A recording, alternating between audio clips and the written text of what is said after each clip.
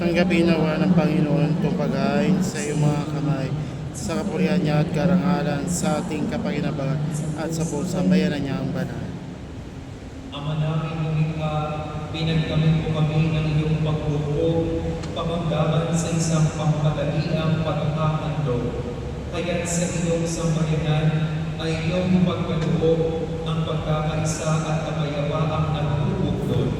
Buwan ng aming mga alay na iyong